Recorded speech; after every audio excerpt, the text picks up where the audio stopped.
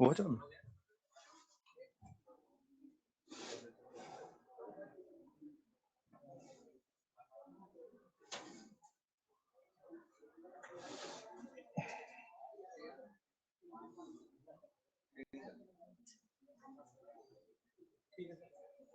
क्या ठीक है?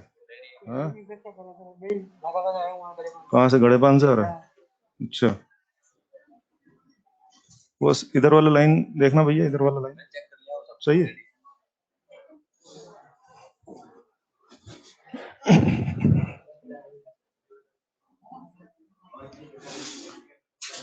ठीक है, शुरू करें? चलिए प्लीज प्लीज शुरू करते हैं। चलिए जैसा कि आप जान रहे हैं, लास्ट क्लास में लोगों ने मैग्नेटिज्म के बारे में शुरू किया था। मैं आपको बोल चुका हूँ बार मैग्नेट के बारे में। लास्ट क्लास में हमने जो रियल मैग्नेट होता है, जो कि नेचुरल मैग्नेट होता है, बार मैग्नेट, जिसको हम लोगों ने मैग्नेटिक डाइपोल बोला था, उसके बारे में हम लोग स्टडी कर चुके हैं। उसके बारे में सारी बात हो गई है। अब आज हम शुरू करने जा रहे हैं मैग्नेटिक इफेक्ट ऑफ करंट के बारे में। Magnetic effect of current,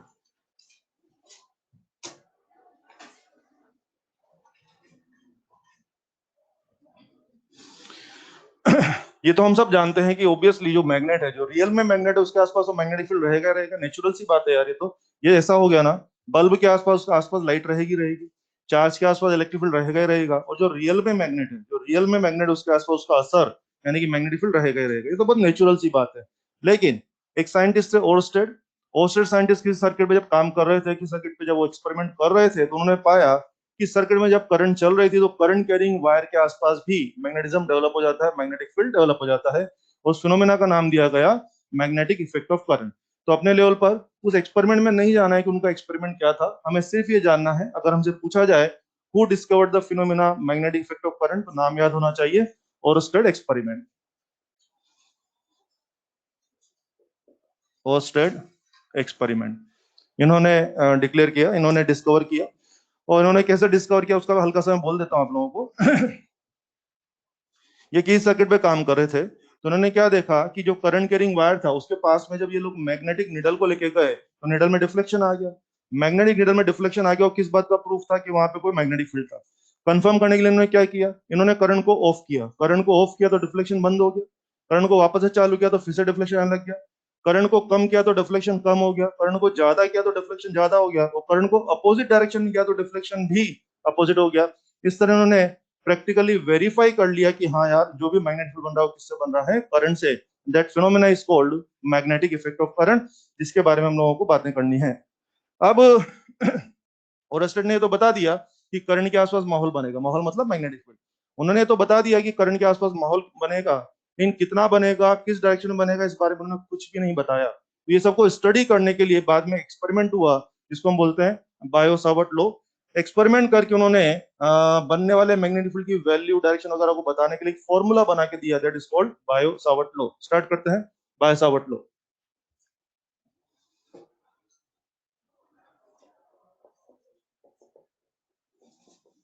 Biot Savart law, इसको हम प्यार से कहेंगे बीएसएल। मामला समझ में आ गया होगा। ओरस्टेड ने सिर्फ ये डिस्कवर किया कि करंट के आसपास माहौल बनता है। कितना, किधर, ये सब नहीं बताया। कितना बनेगा, किस तरफ बनेगा, डायरेक्शन क्या होंगी, वैल्यूज क्या होंगी, ये सब स्टडी करने के बारे में बाद में जो बायो और सावर्ट दो साइंटिस्ट थे, उन्होंने एक्सपेरिमेंट किए। और अपने एक्सपेरिमेंट के बिहाफ पर उन्होंने एक फॉर्मूला, एक नियम बना के हमें दिया, that is called Biot Savart law. इसके बारे में हमें बातें करनी है। बायो सावर्ट लॉ में क्या था, इन्होंने इस तरह का सीन बनाया, जैसे मान लीजिए कोई करंट कैरिंग वायर है, उसका छोटा सा एलिमेंट। मेक श्योर, पहली बात तो हमें क्लियर होनी चाहिए कि जो बायो सावर्ट लॉ आप जानते हैं, जो मैं पढ़ाने भी जा रहा हूँ, मेक श्योर ये बायो सावर्ट लॉ पूरे वायर के मैग्नेटिक फील्ड में डील नहीं करता है। ये केवल और केवल स्मॉल एलिमेंट में डील करता है। बच्चों, मान लीजिए कोई करंट कैरिंग वायर है, तो करंट कैरिंग वायर का जो स्मॉल एलिमेंट है, it is I delta L. ठीक है, इसका स्मॉल एलिमेंट हो गया। स्मॉल एलिमेंट के बारे में इन्होंने एक्सपेरिमेंट किए। आर दूर पर making angle theta, this is observation point. एक करंट कैरिंग वायर है जिसमें आई करंट चल रही है। इन्होंने पूरे वायर को स्टडी नहीं किया। उस करंट कैरिंग वायर के स्मॉल एलिमेंट के कारण आर दूर पर मेकिंग एंगल थीटा, ये कोई ऑब्जर्वेशन पॉइंट है, यहाँ पर कितना फील्ड बनेगा उसको स्टडी किया। और आप देख भी रहे होंगे शायद, पूरे वायर के फील्ड को तो शायद मैं बी लिखता, और एलिमेंट के फील्ड को मैंने क्या लिखा है, डेल्टा बी। ओबियसली इन्होंने जो एक्सपेरिमेंट किया केवल इसके बारे में किया। इनको जब एक्सपेरिमेंट किया गया तो इनको क्या मिला, delta B that was directly proportional to I, proportional to delta L, proportional to sin theta and proportional to 1 by r square. Make sure there is no mathematical derivation behind this. This is purely experimental result. Experiment कर करके उनको इस तरह का behaviour, इस तरह का हिसाब मिला। तो अगर इस तरह का हिसाब मिला, इसको कंबाइंड लिख दिया गया, delta B proportional to I delta L sine theta upon R square, और प्रोपोर्शनल हटाने के लिए यूज कर दिया mu naught upon 4 pi I delta L sine theta upon R square. This is called BSL, basic format of BSL. लिख लें please. Please class शुरू हो चुकी है, लिखे। फॉर्मूला हमें डायरेक्ट याद करना है, ये basic format of BSL, current carrying element की वजह से बनने वाला मैग्नेटिक फील्ड।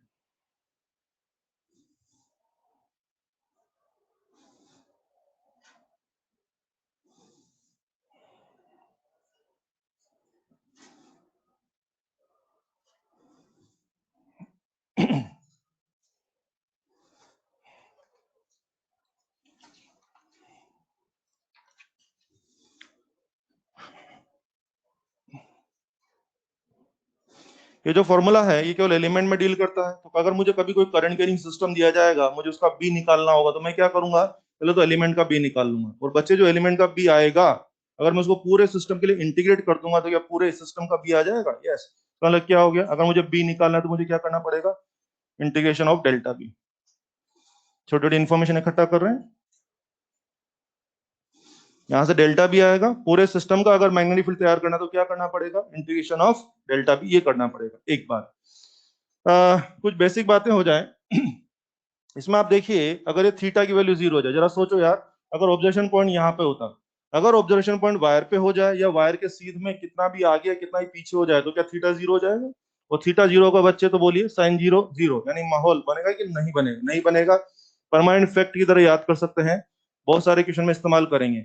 ये जो वायर है ना, इस वायर की वजह से सारे जहान में, सारी दुनिया में मैग्नेटिक फील्ड बनेगा। लेकिन वायर पर और वायर की सीध में कितना भी आगे निकल जाए और कितना भी पीछे निकल जाए, वायर के सीध में माहौल बनेगा कि नहीं बनेगा? नहीं बनेगा। तो लिख सकते हैं, if observation point is on the wire or along wire, on wire or along wire, on wire or along wire, then theta होगा 0, इसलिए माहौल डेल्टा बी बराबर 0। थीटा 0 होगा, इसलिए माहौल कितना बनेगा? 0 बनेगा। ठीक है। ओबियसली सब बातें सुनने में बहुत छोटी सी लगती है, लेकिन ये हमारे सवालों में बहुत बहुत यूजफुल होने वाली है। इसका हल्का सा आइडिया देता हूं आप लोगों को। जैसे मान लीजिए किसी बुक में एक क्वेश्चन है, ये अपना कोऑर्डिनेट सिस्टम हो गया, एक्स एक्सिस और वाई एक्सिस। ठीक है। किसी बुक में एक क्वेश्चन है कि एक वायर एक्स एक्सिस के अलोंग रखा हुआ है, फोटो से दिखा देता हूं मैं, और उसकी लोकेशन क्या बता रखी, एक्स बराबर -a से एक्स बराबर +a। आ जाएगा समझ में क्या लैंग्वेज है?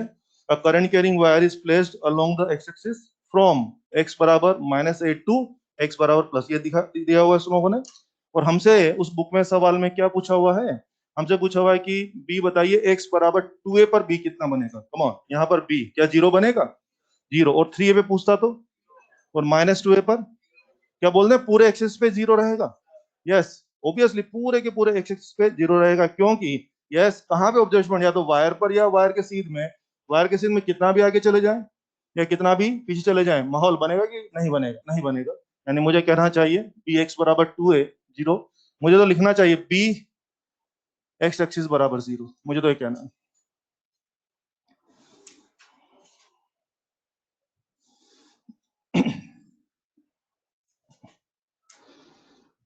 ठीक है।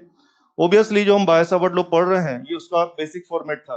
यू नो मैग्नेटिक फील्ड तो वेक्टर क्वांटिटी है, हमारी बात हुई थी मैग्नेटिक फील्ड वेक्टर है, तो यार मुझे बायसावर्ट लॉ को वेक्टर में रिप्रेजेंट करना आना चाहिए। कोई कोई क्वेश्चन में इसकी जरूरत पड़ने वाली है। तो आइए, ये जो बायसावर्ट लॉ, अगर इसके वेक्टर फॉर्म की बात करूं मैं, अलग से कोई हेडिंग नहीं है, बायसावर्ट लॉ में ही चल रहे हैं, छोटी छोटी जानकारी ले रहे हैं। वेक्टर फॉर्म, इसी का वेक्टर फॉर्म अगर हम लिखते हैं बच्चे, delta B vector that is mu naught upon 4 pi I delta L vector cross R cap upon R square, और आप इसको लिख सकते हैं mu naught 4 pi I delta L vector cross R vector upon R cube. समझते हैं आप लोग? अगर यहाँ आर कैप ले रहे हैं तो यहाँ नीचे आर स्क्वायर आ जाएगा, और ऊपर आर कैप को क्या लिख सकते हैं, आर वेक्टर अपॉन आर, सो नीचे क्या बन जाएगा, आर कैप। तो देखना पड़ेगा कि हम लोग उसको किस तरह से रिप्रेजेंट कर रहे हैं।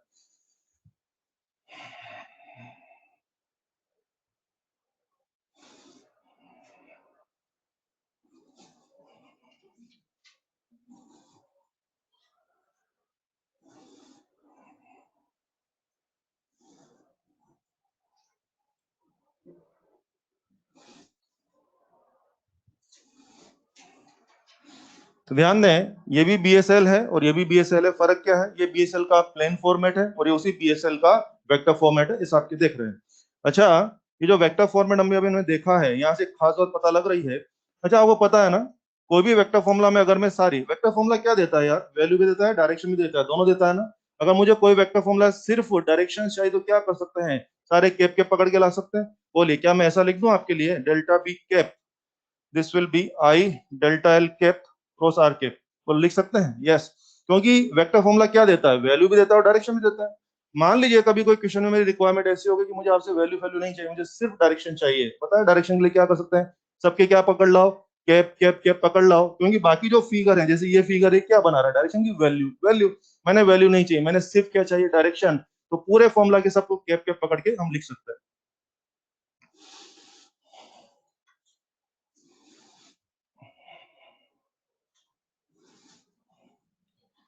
इस फॉर्मूला में आप देख रहे हैं, आर वेक्टर तो आप पहचान ही रहे हैं, आर वेक्टर तो क्या होगा, पोजीशन वेक्टर। मैंने क्या लिखा है यार, आई डेल्टा एल वेक्टर, ये क्या हो गया, current element vector, current element नहीं, करंट एलिमेंट वेक्टर। और अगर मैं कह रहा हूं कि ये वेक्टर है तो यार इसकी कोई डायरेक्शन होना पड़ेगा। इसकी डायरेक्शन क्या लेते हैं, अलोंग करंट लेते हैं, पता है सबको। देख लीजिए, I delta L vector, current element vector, current element vector, तो ब्रैकेट में डाल दो अलोंग करंट, यानी ये तय है इसकी डायरेक्शन जब भी जहां भी जरूरत पड़ी किधर लेना पड़ेगा, अलोंग करंट लेना है।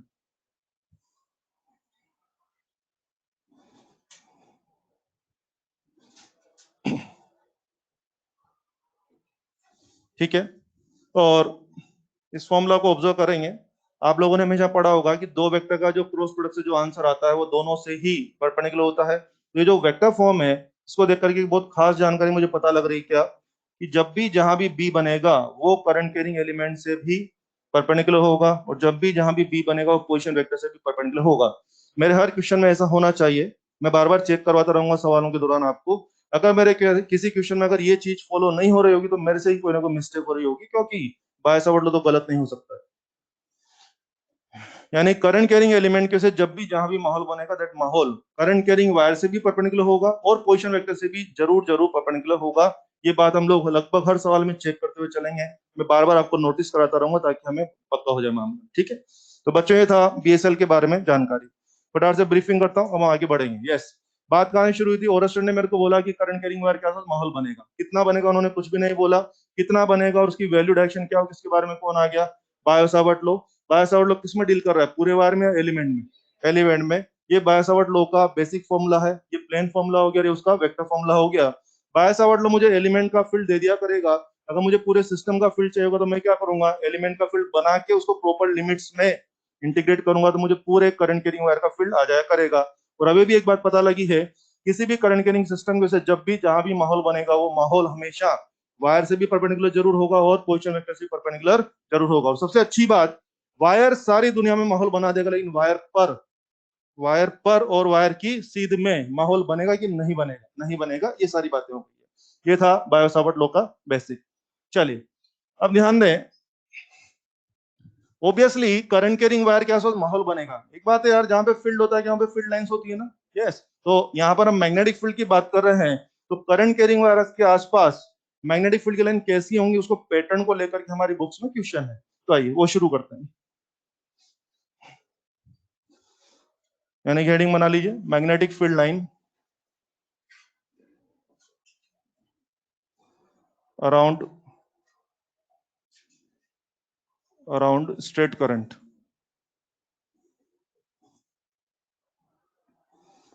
Magnetic field lines around straight current.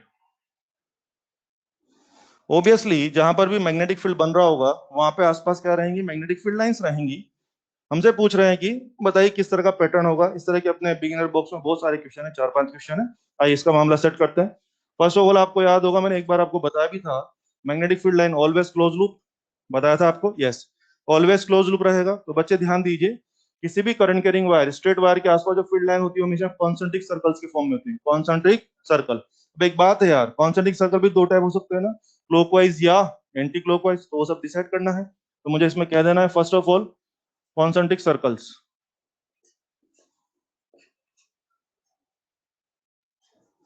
ये बात है कॉन्सेंट्रिक सर्कल्स के फॉर्म में होगा। अब कॉन्सेंट्रिक सर्कल कैसे होंगे, आओ उसके बारे में थोड़ी सी प्रैक्टिस कर लेते हैं, बात कर लेते हैं। कॉन्सेंट्रिक सर्कल क्लॉकवाइज होंगे कि एंटी क्लॉकवाइज होंगे, हॉरिजॉन्टल प्लेन में होंगे कि वर्टिकल प्लेन में होंगे, सब पूछा जाता है। तो इसका सिंपल सा नियम है, राइट हैंड, अपना राइट हैंड इसके लिए यूज करना पड़ेगा। जो भी आपका स्ट्रेट वायर है उसको क्या कर लीजिए, राइट हैंड में आप इस तरफ पकड़ लें कि अंगूठा कहाँ हो जाए, करंट की तरफ हो जाए। ये मेरा राइट हैंड हो गया। ये देखिए, मान लीजिए इस वायर में करंट ऊपर जा रहा है, इस वायर में करंट ऊपर केप की तरफ जा रहा है, ठीक है, ये सीन हो गया। क्या बेस्ट रहेगा? यस। तो बोलिए, इसमें अगर अंगूठा करंट की तरफ पकड़ लेते हैं, जो जो जो कर्ल्ड फिंगर्स होती हैं, जो मुड़ी हुई फिंगर्स हैं, वो किसको शो कर रही हैं? लाइन ऑफ फोर्स को शो कर रही हैं। तो आओ जरा बात करें। ये देखिए, बोलिए, करंट कैरिंग वायर हो गया, अंगूठा ऐसा कर लिया। यस, बोलिए, लाइन ऑफ फोर्स कैसी है, क्लॉकवाइज या एंटी क्लॉकवाइज? बोलो बोलो, कैसा है? कॉन्सेंट्रिक सर्कल है, कैसे कॉन्सेंट्रिक सर्कल है? Anti clockwise. बोलिए, वर्टिकल प्लेन की हॉरिजॉन्टल प्लेन? और क्या हॉरिजॉन्टल प्लेन होना भी चाहिए? यस, वायर वर्टिकल है, कम ऑन, वायर वर्टिकल है तो क्या फील्ड हॉरिजॉन्टल होना भी चाहिए? अगर नहीं होगा तो वो बायोसावर्ट लॉ वाली बात गलत हो जाएगी। पता लग रहा है सबको? ओके, और आइए, ये लीजिए, वायर में करंट आपकी तरफ है, कम ऑन, आपकी तरफ है, हेल्प करेंगे मेरी। ये लो, वायर में करंट आपकी तरफ है, फील्ड लाइंस, कम ऑन, ये सीन। बोलिए, फील्ड लाइंस कैसी है, हॉरिजॉन्टल प्लेन या वर्टिकल प्लेन? क्लॉकवाइज या एंटी क्लॉकवाइज? Anti clockwise. पता लग रहा है सब लोगों को? इतना आसानी से हम लोग डिसाइड कर सकते हैं। तो पहले बात तो क्या हो गई, कंसंट्रिक सर्कल्स रहेगा। दूसरा पॉइंट लिख लीजिए कि if thumb of right hand, if thumb of right hand, thumb of right hand is along straight current, along straight current, along straight current, then curled fingers, curled, curled, curled या folded fingers लिख सकते हैं, curled fingers represent field lines, curled fingers represent field lines। ठीक है। अब इस बात को अगर मैं फोटो में दिखाऊं, ये देखिए, मान लीजिए करंट कैरिंग वायर इस तरह से आई करंट चल रहा है, आपने बोला भाई इसके आसपास जो है लाइन ऑफ फोर्स का पैटर्न बनाइए। ओबियसली कॉन्सेंट्रिक सर्कल,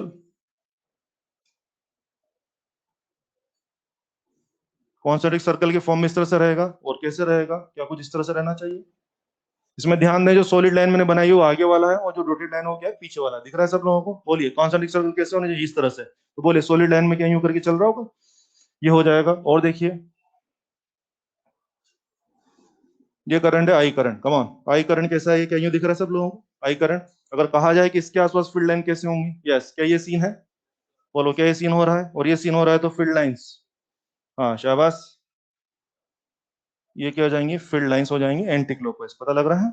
और देखिए, मान लीजिए ये आई करंट क्रॉस है, क्रॉस करंट, यानी कि ये सीन हो गया, फील्ड लाइंस कैसे हो जाएंगी, ये एंटी क्लॉकवाइज हो रही है और ये कैसे हो रही है, क्लॉकवाइज। तो इस तरह से हम लोग फील्ड लाइंस का पैटर्न जान सकते हैं।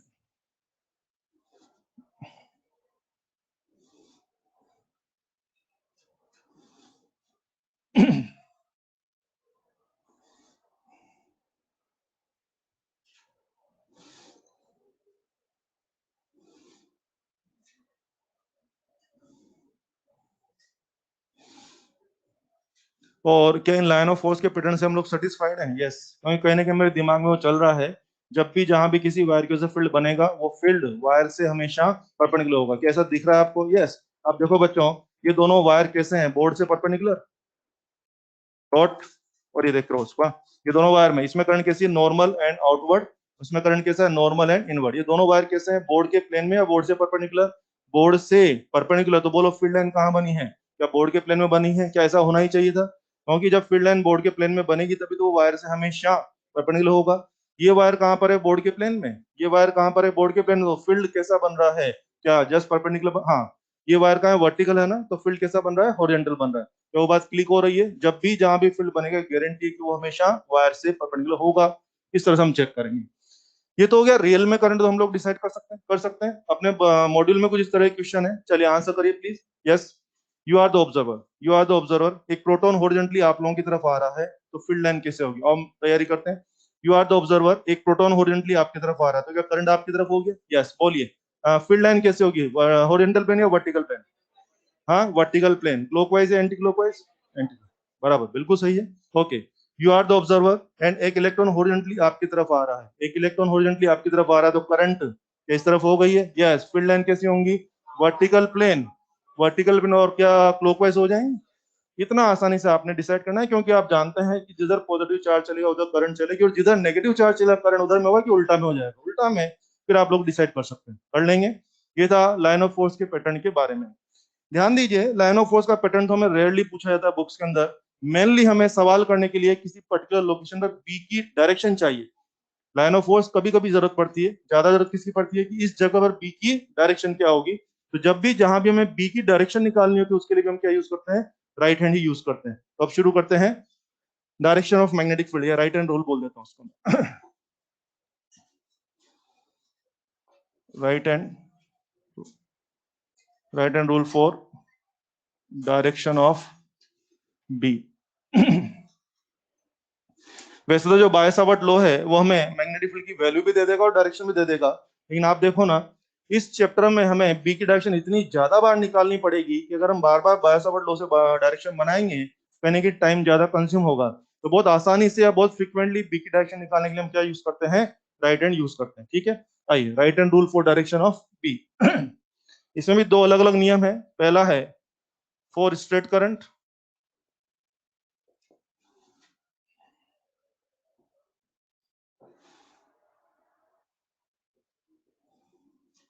और दूसरा रहेगा फॉर क्लोज करंट। आइए दोनों को एक एक करके पकड़ते हैं। फॉर स्टेट करंट, दो नियम सिखाऊंगा और दोनों ही यूज होने वाले हैं। आइए, जैसे बच्चे मान लीजिए ये कोई करंट कैरिंग वायर है, स्ट्रेट वायर हो गया, वो भी असली अपने आप सब जगह माहौल बनाएगा। ठीक है, इस बार हमें फील्ड की डायरेक्शन, सॉरी, फील्ड लाइंस का पैटर्न नहीं चाहिए, किसी पर्टिकुलर लोकेशन पर सीधे बी की डायरेक्शन चाहिए। ओके, छोटी छोटी बातें बोलूंगा। मुझे पता है डायरेक्शन बनाना आपको आता भी होगा, लेकिन फिर भी मैं अपने हिसाब से बोल देता हूँ ताकि गड़बड़ ना हो। तो हाँ, ये वायर हो गया, मुझे किसी ने कहा कि यहाँ पे फील्ड की डायरेक्शन बताइए, तो सबसे पहले राइट हैंड यूज करना है। राइट हैंड को फोल्ड नहीं करना है, इस बार राइट हैंड को सिर्फ फैला कर रखना है। ठीक है, राइट हैंड को फैला करके उसको डायग्राम में इस तरह सेट करें कि दो शर्तें पूरी होनी चाहिए।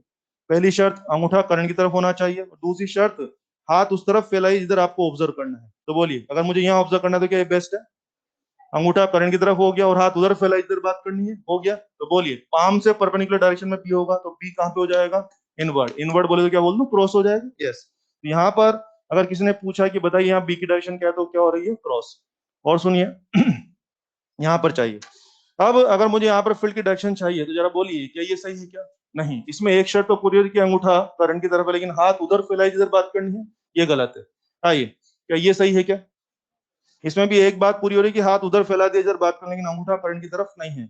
मैं जानबूझ के गलत गलत पोजीशन बना के बता रहा हूँ ताकि आपको हाथ एडजस्ट करना आ जाएगा। क्या ये सही है क्या, इसमें क्या कमी है, अंगूठा करंट की तरफ नहीं है, क्या ये सही है क्या। अब समझ रहे हैं, हाथ को मैं जानबूझ के एडजस्ट करना सिखा रहा हूँ आप लोगों को, ये पोजीशन। आई थिंक दोनों शर्तें पूरी हो रही है ना, यस। अंगूठा भी करंट की तरफ है और हाथ कहाँ पर है, उस तरफ फैलाए जहां बात करनी। बोलिए, पाम से परपेंडिकुलर, क्या normal outward, yes, this will B dot. तो आप समझ गए होंगे कि जो बी बन रहा है वो क्रॉस का मतलब क्या हो गया, नॉर्मल इनवर्ड, और डॉट का मतलब क्या हो गया, नॉर्मल आउटवर्ड। फिर डॉट और क्रॉस लिए कहां से लिए, एरो से लिए। एरो होता ना, एरो, बचपन में आपने महाभारत रामायण देखा होगा टीवी में, यस। ये जैसे मान लीजिए एरो, सोचो ये एरो है, अगर ये यूं आपकी तरफ आ रहा है तो बोलो क्या आएगा, पॉइंट दिखेगा ना आपको। तो अगर आपको पॉइंट दिख रहा है मतलब क्या हो रहा है, ये एरो नॉर्मल एंड आउटवर्ड। और अगर एरो जो है बोर्ड के अंदर घुस रहा होगा तो आपको क्या दिखेगा, पीछे का क्रॉस दिखेगा ना, तो क्या हो जाएगा, नॉर्मल एंड इनवर्ड हो जाएगा। ठीक है, ये हो जाएगा। और हाँ, सबसे अच्छी बात, यहाँ पर या यहाँ पर जो भी बी बना है, कुछ नोटिस किया क्या आप लोगों ने, ये बी, कमान, वायर बोर्ड के प्लेन में था, तो बोलिए सारे बी कैसे बन रहे हैं, बोर्ड से परपेंडिकुलर। एक बात, दूसरी बात, ये जो बी बन रहा है वो पोजीशन वेक्टर से भी परपेंडिकुलर है। पोजीशन वेक्टर बी अंदर, पोजीशन वेक्टर और बी बाहर। बोलिए, क्या दोनों बातें पूरी हो रही है, कौन सी दोनों बातें, कि बी जो बनेगा वो तुम्हारे तार से भी हर हाल में परपेंडिकुलर होना चाहिए और वो तुम्हारे पोजीशन वेक्टर से भी हर हाल में परपेंडिकुलर होना चाहिए, जैसा कि हमें दिख रहा है। ठीक है, और आई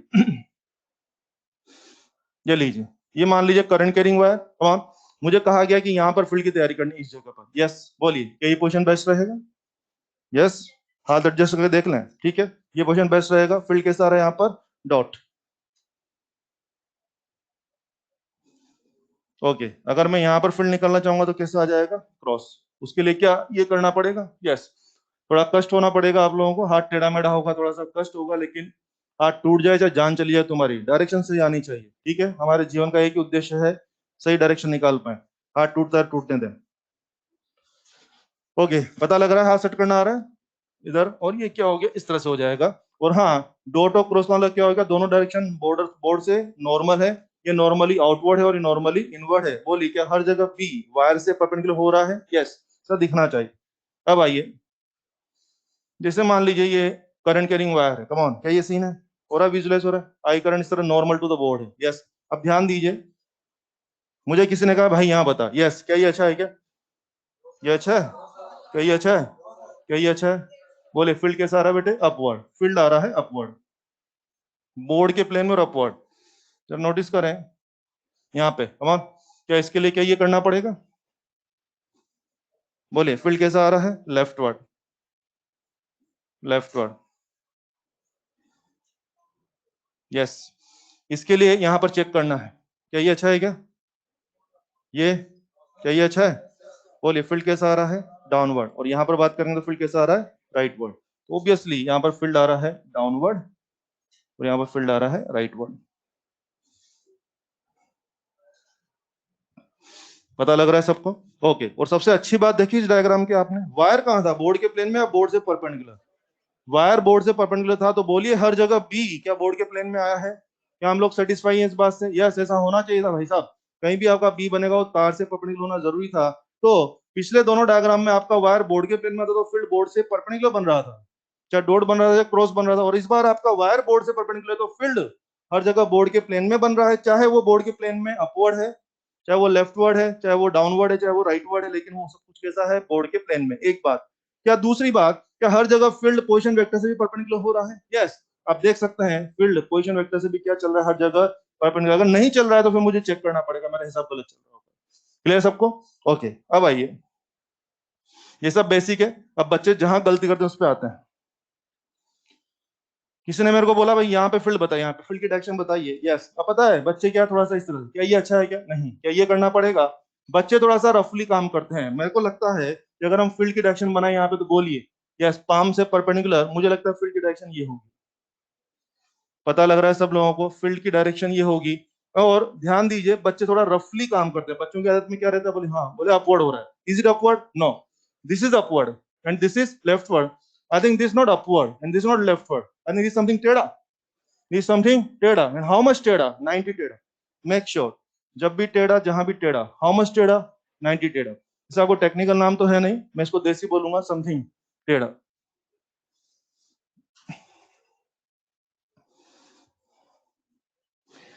तो जो गलतियां करते हैं बच्चे, देखो ना, ये डायरेक्शन बताने में, ये इसमें कोई भी बच्चा गलती नहीं करता है। अभी हम सवाल शुरू करेंगे, अगले 3-4 क्लास तक सवाल ही सवाल चलने वाले हैं, तो आप मेंटली तैयार रहे, कुछ बेसिक तैयार करा कि चल रहा हूँ उस टाइम पे डायरेक्शन गलत नहीं आनी चाहिए। ठीक है ना? डेफिनेटली आपको ये सब पहले से आता भी होगा, लेकिन फिर भी एक बार बोलना जरूरी है। ठीक है, तो बच्चे इसमें या इसमें बच्चे गलती ही नहीं करते हैं, हर आदमी सही डायरेक्शन मारता है। लेकिन जब ऐसा सीन होता है ना, कोई बच्चा ऐसा बच्चा रफली काम करते बोले हाँ सर अपवर्ड आ रहा है, दिस नॉट अपवर्ड। और वैसे भी भाई साहब, अगर ये अपवर्ड होता तो बोलिए इससे 90 बनता कि नहीं बनता? और अभी आप क्या गा के आ रहे थे कि जब भी जहां भी बी बनेगा वो पोजीशन वेक्टर से ठीक ठीक 90 पे होगा, तो ये अपवर्ड भी नहीं हो सकता था और ये लेफ्टवर्ड भी नहीं हो सकता था। सो इसको क्या नाम बोल दिया? समथिंग टेढ़ा। एंड हाउ मच टेढ़ा? 90 टेढ़ा। मेक श्योर, जब भी टेढ़ा, जहां भी टेढ़ा, हाउ मच टेढ़ा? 90 टेढ़ा। क्लियर? कम ऑन, आइए। एक बात है यार, ये समथिंग टेढ़ा तो है, क्या वो दोनों बातें पूरी कर रहा है कि जो अभी मैं बता रहा था? यस यस, हो रही कि नहीं हो रही है? वायर बोर्ड के परपेंडिकुलर है तो फील्ड समथिंग टेढ़ा है, चाहे जो भी, लेकिन बोर्ड के प्लेन में है तो फील्ड परपेंडिकुलर हो गया। दूसरा क्या? फील्ड पोजीशन वेक्टर से भी, वेरी गुड, आइए यहां पर चाहिए, कम ऑन, यहाँ पे फील्ड की direction will be upward, leftward, rightward या समथिंग टेढ़ा। एंड हाउ मच टेढ़ा? कम ऑन, हाउ मच टेढ़ा? 90 टेढ़ा। मेक श्योर, तो ये स्ट्रेट करंट के डायरेक्शन निकालने के नियम है। मेक श्योर राइट हैंड बोले तो सिर्फ राइट हैंड ही यूज करना है। कोई मुझे नहीं कि सर मैं लेफ्ट हैंड से लिखता हूँ, सुन लिया, बहुत से वैसा बोलते सर मैं लेफ्ट हैंड से लिखता हूँ। हमें नहीं जानना आप किस हिसाब से क्या क्या करते हैं, जो काम कहा जाए। अरे अरे अरे सही बात है भैया, ये काम सिर्फ किससे करना है आपको, राइट हैंड, ठीक है। आप लेफ्ट हैंड से लिखते हैं कि राइट हैंड से हमें मतलब नहीं है, राइट हैंड बोले तो राइट हैंड, बी की डायरेक्शन सिर्फ किससे निकालना है, राइट हैंड से ही निकालना है। गलतियां कैसे होती है, जनरली अक्सर हम लोग राइट हैंड से लिखते हैं, ज्यादातर लोग राइट हैंड से लिखते हैं ना, तो अक्सर हमारे हाथ में राइट हैंड में पेन रहता है, कई बार हम लोग लेफ्ट हैंड से डायरेक्शन निकाल देते हैं, गलती इस तरह से हो जाती है, मेरे से भी हो सकती है, सिर्फ आप ही की बात नहीं है। मेक श्योर राइट हैंड बोले तो राइट हैंड। चलिए, ये था स्ट्रेट करंट के बारे में था, ठीक है।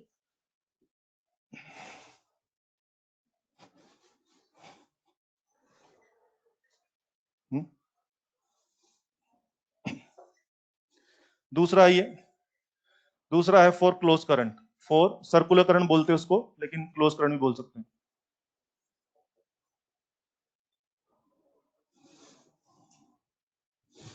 आइए ये कैसा था बेटे, स्ट्रेट करंट के लिए था, और ये इस बार स्ट्रेट नहीं बल्कि क्लोज करंट के लिए। और हाँ, बुक्स में इसका नाम फॉर सर्कुलर करंट लिखा हुआ है, मगर ऐसा मत समझिए केवल circular current, current close loop में होनी चाहिए, चाहे वो रेक्टेंगल शेप में हो, चाहे वो स्क्वायर शेप में हो, चाहे सर्कुलर शेप में, what ever close current that is circular current. आइए इसमें क्या सिखाया जा रहा है, आराम से बात करते हैं।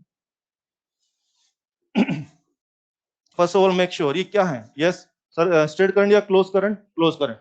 इस क्लोज करंट की वजह से सारी दुनिया में माहौल बनेगा। मुझे पूछा जा रहा है, चलो मैं तो और अच्छा बताता हूँ आपको, आगे की भी तैयारी कराता हूँ, सुने, कुछ आगे की तैयारी भी चल करते हैं। यस, क्लोज करंट है, मुझे कहा जा रहा है कि हाँ भाई इसके सेंटर पे जो मैग्नेटिक फील्ड बनेगा, ऑब्वियसली करंट कैरिंग वायर है, चुपचाप बैठेगा कि माहौल बनाएगा, माहौल बनाएगा। मुझे पूछना है कि इसके आसपास जो फील्ड बनेगा उसकी डायरेक्शन क्या होगी, क्या करना है इस बार, राइट हैंड यूज करना है। इस बार इसको स्ट्रेट नहीं रखना है, बल्कि राइट हैंड को फोल्ड करना है।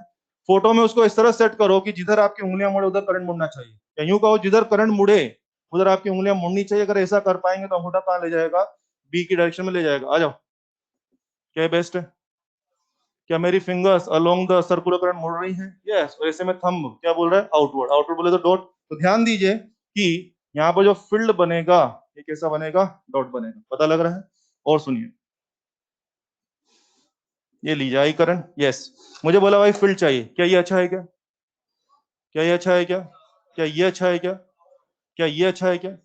आप देख रहे हैं मैं जानबूझ के गलत गलत क्यों बना रहा हूँ, ताकि आपको हाथ को एडजस्ट करना आ जाए। कुल मिला के हाथ मुड़ जाए या टूट जाए, आपको हाथ को इस तरह एडजस्ट करना है कि जिधर करंट मुड़ रहा है उधर आपकी फिंगर्स मुड़नी चाहिए। कमान, यस। क्या ये अच्छा है क्या, क्या ये अच्छा है, क्या ये अच्छा है, ये अच्छा है। और ऐसे में थंब कहाँ जा रहा है, इनवर्ड, इनवर्ड बोले तो क्रॉस।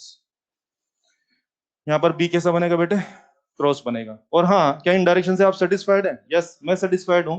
दोनों करंट कैरिंग सिस्टम बोर्ड के प्लेन में है, दोनों करंट कैरिंग सिस्टम बोर्ड के प्लेन में है। तो फील्ड कैसा बन रहा है, बोर्ड के प्लेन में या बोर्ड से परपेंडिकुलर। क्या ऐसा होना चाहिए था, ऐसा होना चाहिए था, यस। क्योंकि मुझे बाय सावर्ट लॉ ने पहले ही बता दिया था कि जब भी जहां भी तेरा फील्ड बनेगा वो हमेशा वायर से या करंट कैरिंग सिस्टम से परपेंडिकुलर होगा। मैं सेटिस्फाइड हूँ, यहाँ ठीक चल रहा होगा। एक बात, दूसरी बात मैं आपको बता दूं, देखो हम लोग क्या बोल रहे हैं कि हाँ फील्ड की डायरेक्शन निकाल सकते हैं। पता है ये राइट हैंड लगा के आप जो फील्ड की डायरेक्शन ला रहे हैं ना, वो कहाँ पे ला रहे हैं, सारी दुनिया में या सेंटर पर, सेंटर पे। और यूं बोल सकते हैं कि इनसाइड द सिस्टम ला रहे हैं। लेकिन आपने पढ़ा है ना, फील्ड लाइन तो हमेशा क्लोज लूप होती है, पढ़ा है ना आपने, तो पता है ये जो फील्ड लाइन यहाँ पे डॉट है, पता है इस सिस्टम के बाहर फील्ड लाइन कैसे होंगी, क्रॉस। क्या ये समझ में आता है आप लोगों को, बाहर फील्ड लाइन कैसे होंगी, क्रॉस। ये देखो डॉट, पता है कैसे होगा, इधर देखिए, थोड़ा सा इमेजिन करना पड़ेगा। लाइंस दिख रहा है क्या, लाइंस दिख रहा है सब लोग, क्लोज लूप, क्लोज लूप बात हुई थी अपनी, कमा। तो यहां से लाइन निकल रही है, अगर यहां से निकले तो यूं मुड़ के यूं जाएगी। दिख रहा है सब बच्चे को, इधर आना। यहां पर अगर अंदर में क्रॉस है भाई साहब, तो बाहर में डॉट होगा। कुछ याद आ रहा है, मैंने 12 मिनट के बारे में बोला था, बाहर बाहर नॉर्थ पोल से साउथ पोल चलता था, और अंदर अंदर साउथ पोल से north pole. Magnetic field lines हमेशा क्लोज लूप में रहेंगी। यहाँ क्या सीन है, लाइन यूं जा रही है ना, तो यूं जा रही तो क्या होगा, यूं गई पीछे से क्या कर, या फिर यूं समझ लो, यूं करके क्या यूं जा रही होगी, यूं करके यूं जा रही। तो मेक श्योर जो राइट हैंड लगा के आप मुझे बी की डायरेक्शन दिया करते हैं क्लोज लूप के मामले में, वो बी की डायरेक्शन कहाँ की देते हो आप मुझे, यस सिस्टम के बाहर की, सिस्टम के अंदर की। वो फील्ड की डायरेक्शन कहाँ मिला करती है हमें, सिस्टम के अंदर की देते हो। अगर मैंने कभी सिस्टम के बाहर की फील्ड की डायरेक्शन मांग ली आपसे, तो जो अंदर बनी हो ना उसका उल्टा बोल देना यार। जो अंदर बनी होगी, अंदर डॉट बनी तो बाहर क्रॉस बोल देना, और अंदर क्रॉस बनी तो बाहर डॉट बोल देना। बोल देंगे ऐसा? चलिए और आइए और देखते हैं। ये देखिए करंट कैरिंग वायर है बेटे, आओ come on. Current carrying close loop है, सॉलिड वायर आगे वाला है और डॉटेड वायर पीछे वाला है। दिख रहा है सब लोगों को? मैंने कहा भाई सेंटर पे फील्ड चाहिए। फर्स्ट ऑफ ऑल डायरेक्शन करेंगे, विजुअलाइज करेंगे। करंट यूं जा रहा है, जरा देखना करंट। करंट आपके सामने से ये ऊपर चढ़ रहा है, दिख रहा है सब लोगों को? क्या करंट यूं घूम रहा है? यस, दिख रहा है सब लोगों को? करंट आपके सामने से ऊपर जा रहा है, पकड़ो करंट को। करंट की तरफ उंगलियां मोड़ दो, शाबाश, कम ऑन। क्या ये सीन होना चाहिए? देख लो करंट का ये सीन। बोलिए फील्ड कैसा बन रहा है? लेफ्टवर्ड। फील्ड कैसा बन रहा है बेटे? क्या फील्ड लेफ्टवर्ड बन रहा है? बिल्कुल सही बात है, फील्ड बन रहा है लेफ्टवर्ड। और क्या आप खुश हैं इस डायरेक्शन से? यस। इस बार लूप कैसा है? बोर्ड से परपेंडिकुलर है और फील्ड की डायरेक्शन क्या बोर्ड के प्लेन में आ गई है। तो कहीं ना कहीं मैं सेटिस्फाई हूं कि मामला सही चल रहा है। बॉस आपने लेफ्टवर्ड कहां बोला है? लेफ्टवर्ड डायरेक्शन बोली ना फील्ड की।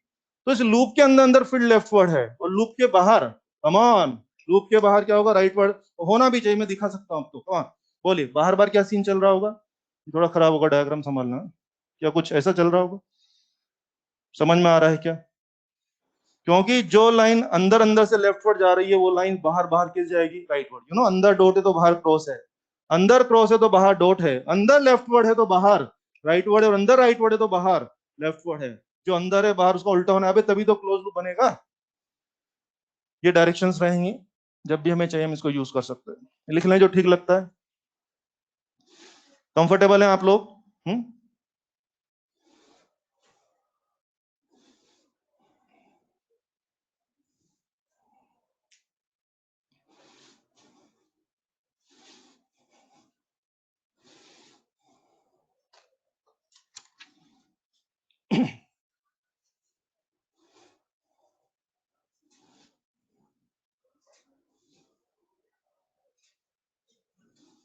चले, राइट हैंड नियम में मैंने बता दिया है। अब थोड़ा फ्री स्टाइल प्रैक्टिस करते हैं। बोले भाइयों, आ जाओ जरा। इसके बारे में मैं चाहता हूँ आपको बहुत इजीली काम करना आना चाहिए। राइट हैंड निकालो सब लोग। राइट हैंड पता है ना कौन सा होता है? हाँ निकालो राइट हैंड, शाबाश, सोचो मत। राइट हैंड हो गया। राइट हैंड मैं 5 7 यहाँ पे पोजीशन बता रहा हूँ क्लोज करंट की, आपका हाथ अकॉर्डिंगली सेट होना चाहिए, मैं नोटिस करूंगा। और जिसका हाथ गलत सेट हो रहा होगा मैं उसको करेक्ट करूंगा, ठीक है? जस्ट प्रैक्टिस के लिए, कमा, हाथ ऊपर करके मुझे सेट कर। करंट पकड़ो, करंट को जल्दी पकड़ो। बस, एक मिनट रुको यार, वो दिख रहा है क्या उसमें?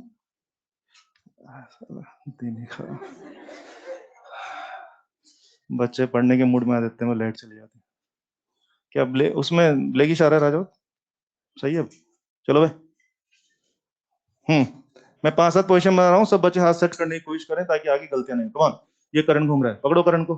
या शाबाश, कमान। क्या ये हम सब, हाँ आज कुछ तूफानी करते हैं, हाँ ऐसा बोलते हैं। कमान, करंट को पकड़ो भाई, जल्दी पकड़ो करंट को, शाबाश। कष्ट होगा तो पकड़ो। क्या कमान, यूं यूं। ये देखो, ये क्या है? ये क्या तलवार चला रहे इधर? हाँ, हाथ प्रॉपर्ली सेट होना चाहिए। अभी डायरेक्शन में गड़बड़ हो जाएगा। तलवार नहीं घुमाना भी इधर। बोले क्या ये क्या है? तलवारबाजी नहीं सिखा रहा हूँ, बी के डायरेक्शन निकाला है। हाथ सीधे सेट करें, कमान। फिर से बोलता हूँ, यस। पकड़ो करंट को, जल्दी पकड़ो, कमान। Is it leftward? ये करंट को पकड़ो, जल्दी पकड़ो, कमान। Is it rightward? ये पकड़ो करंट को, शाबाश शाबाश, जल्दी सेट करो, शाबाश। थम्स अप, हाँ कमान। बोलो भाई, थम्स डाउन, पता लग रहा है? यस। ये करंट को पकड़ो, पकड़ो, करंट जा रहा है, पकड़ो जल्दी से। क्या यूं और यूं? ये पकड़ो करंट को, शाबाश, कमान। हो जाएगा। दिन खराब है आज का ना। ठीक है, कर लेंगे भाई लोग। और राइट हैंड बोले तो राइट हैंड। चले, ये था बी की डायरेक्शन। कहानियां खत्म, अब प्लान शुरू करते हैं। मैं आगे आने वाले 3 4 लेक्चर का प्लान आपको बता देता हूँ। क्वेश्चन होने वाले हैं, प्लान समझ लें फिर हम लोग आगे बढ़ जाएंगे, ठीक है? बच्चों आज हमने क्या बात शुरू किया कि करंट कैरिंग वायर की वजह से माहौल बनता है। ये ओरस्टेड ने बताया, ओरस्टेड बता के निकल लिए। कितना बनेगा नहीं बोला, तो कितना बनेगा इसके बारे में कौन आया? बाय सावर्ट लो। और डायरेक्शन के बारे में कौन है? राइट हैंड है, ठीक है? ये हो जाएगा। अब मैं कह रहा था कि करंट कैरिंग सिस्टम जैसे माहौल बनेगा। बच्चों अपने सिलेबस में एक दो नहीं बल्कि 8 करंट कैरिंग सिस्टम्स हैं। हमें बारी बारी से उन सबको स्टडी करना है। कौन कौन से 8 है मैं आपको याद दिलाता हूँ, अभी याद आ जाएगा। अपना पहला सिस्टम रहेगा करंट कैरिंग स्ट्रेट वायर। उसके आसपास कहाँ कितना माहौल बनेगा ये हमें स्टडी करना है। दूसरा रहेगा करंट कैरिंग सर्कुलर आर्क के कारण सेंटर पे कितना माहौल बनेगा वो स्टडी करना है। तीसरा रहेगा करंट कैरिंग रिंग के कारण एक्सियल पोजीशन पे कहाँ कितना माहौल बनेगा ये हमें स्टडी करना है। फोर्थ रहेगा हेल्महोल्ट्ज पेयर, नाम सुना है? हेल्महोल्ट्ज पेयर के कारण कहाँ कितना फील्ड बनेगा, क्यों बनेगा, वो हमें स्टडी करना है। पांचवा सिस्टम रहेगा solid cylindrical wire. Solid cylindrical wire, मोटा तार, ये सब क्या है, पतले वायर है, ये कैसा है, पतला तार या मोटा तार? मोटा तार। मोटा वायर में जब मैं करंट चलाऊंगा तो कहाँ कितना फील्ड बनेगा, चार चार जगह बात करेंगे। बाहर कितना बनेगा, सरफेस पे कितना होगा, इनसाइड पे और एक्सिस पे, चार जगह बात करेंगे। बेटे अपना पांचवा सिस्टम होगा अपना छठा सिस्टम होगा होलो पाइप। मान लीजिए मेरे पास होलो पाइप है, अगर मैं इसमें करंट चलाऊंगा तो ओबियसली इसके बारे में चार जगह स्टडी करेंगे, बाहर में, सरफेस में, इनसाइड पे और एक्सिस पे, कहाँ कितना फील्ड बनेगा ये अपन डिस्कस करेंगे। अपना छठा सिस्टम होगा। अपना सातवां सिस्टम होगा सोलेनोइड। सोलेनोइड में हम क्या करेंगे, इस तरह से एक फ्रेम के ऊपर तार लपेट देंगे, करंट शरंट चलाएंगे तो कितना माहौल बनेगा, क्यों बनेगा, क्या डायरेक्शन होंगी, क्या वैल्यूज होंगी, कब यूनिफॉर्म बनेगा, कब नॉन यूनिफॉर्म बनेगा, सब सब सारी चर्चाएं अपन करेंगे। तो ये अपना सातवां सिस्टम होगा, दैट विल बी सोलेनोइड। उसके अपना आठवां सिस्टम होगा टोरॉइड। टोरॉइड में इस तरह का एक सर्कुलर फ्रेम रहेगा, हम लोग उसके ऊपर क्या कर देंगे, तार लपेट देंगे, करंट शरण चलाएंगे तो इस पूरे फ्रेम के अंदर एक फर्स्ट क्लास माहौल बनेगा, क्यों, कैसे, कितना, वो अपना आठवां सिस्टम होगा। तो मेरे कहने का मतलब है, जैसा कि हमारे चैप्टर का नाम है मैग्नेटिक इफेक्ट ऑफ करंट, तो करंट कैरिंग सिस्टम्स की वजह से बनने वाला मैग्नेटिक फील्ड हमें इस चैप्टर में डिस्कस करना है, और वो एक नहीं बल्कि आठ चीजें हमारे सिलेबस में है। मैं बिल्कुल इसी सीक्वेंस में आपको आगे बढ़ाऊंगा, एक एक चीज को पकड़ेंगे, उसके सारे फॉर्मूला, ग्राफ, न्यूमेरिकल जो भी संभव है सारी बातें करेंगे, और अगले 3-4 लेक्चर का प्लान सेट हो चुका है। ये सब समेटते समेटे हमें अगले 3-4 क्लास लगने वाले हैं। शुरू करते हैं। पहला member straight wire.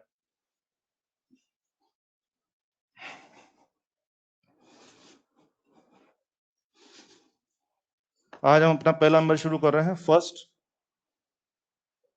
Straight wire. Of course straight current carrying wire पूरा नाम रहेगा, स्ट्रेट वायर लिख दी, करंट होगी तभी माहौल बनेगा ना। हम्म।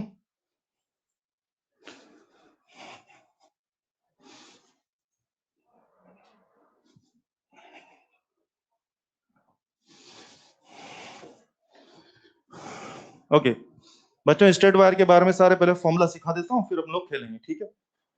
आ जाओ। देखो ना, हमारे पास क्या सीन हो सकता है, ये मान लीजिए कोई वायर है, current carrying wire, I current चल रही है इसमें, फाइनाइट लेंथ का कोई वायर है, कमा, यस वायर है, चुपचाप बैठेगा कि माहौल बनाएगा, माहौल बनाएगा। मुझे आपने कहा कि भाई ऐसा कर, डी दूर पर ये कोई ऑब्जर्वेशन पॉइंट है, बोले बता कर यहाँ कितना माहौल, पूरा सीन समझे। एक आई करंट कैरिंग वायर है, इसमें आई करंट चल रहा है, उससे परपेंडिकुलर डिस्टेंस, डिस्टेंस नहीं, परपेंडिकुलर डिस्टेंस डी पर ये ऑब्जर्वेशन पॉइंट है, और आपने मुझे बोला है कि यहाँ बताओ बी कितना बनेगा। ठीक है, मुझे कुछ आता नहीं तो मैं किससे बात करूंगा, बीएसएल से, बाय-सावर्ट लॉ से।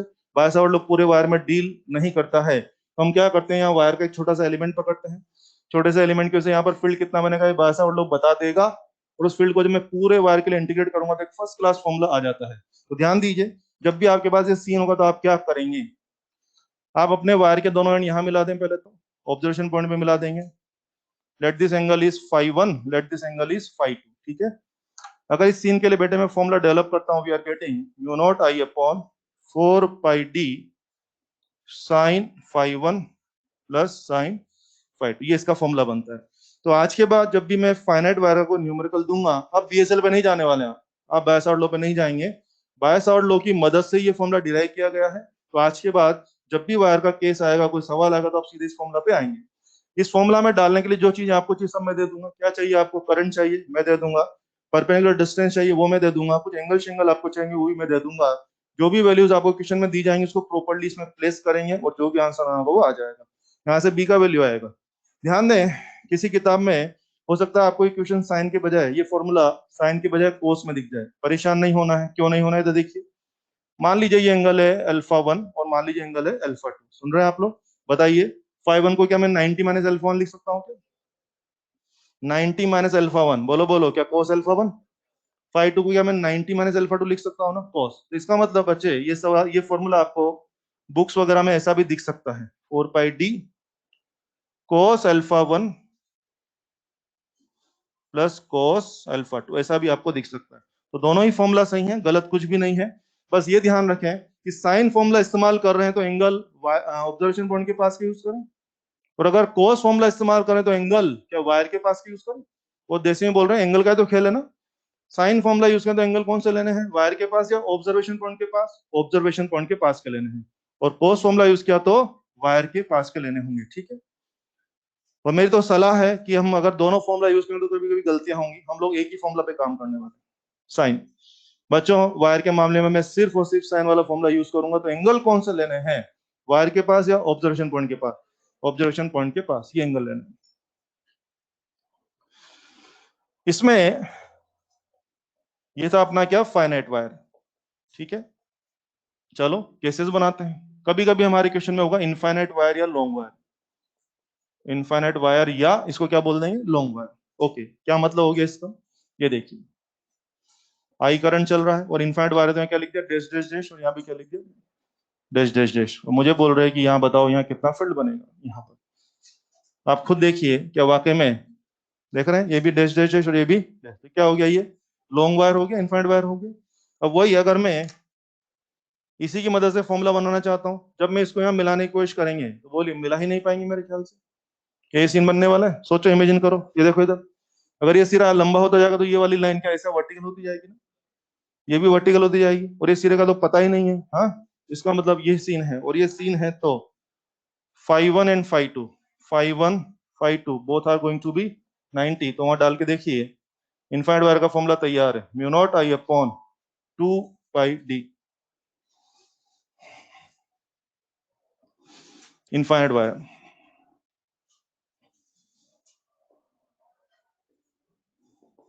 सेमी इनफाइनाइट वायर,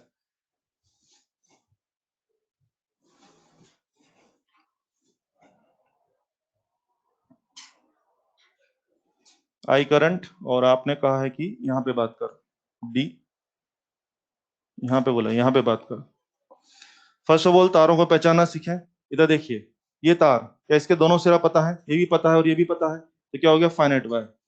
ये पता है कि लापता है, लापता है और ये भी लापता है, दोनों सिरे लापता है, तो क्या बोल दिया, इनफाइनाइट वायर। एक पता है और एक लापता है, बोलिए इनफाइनाइट या सेमी इनफाइनाइट, सेमी इनफाइनाइट बोल दिया। और हाँ, ऑब्जर्वेशन पॉइंट कहाँ आ गया है, क्या फिक्स्ड एंड के सामने आ गया, देखो साथ में कंडीशन भी है, your wire is definitely semi infinite wire and observation point is in front of fixed end, और you can say non end, ठीक है।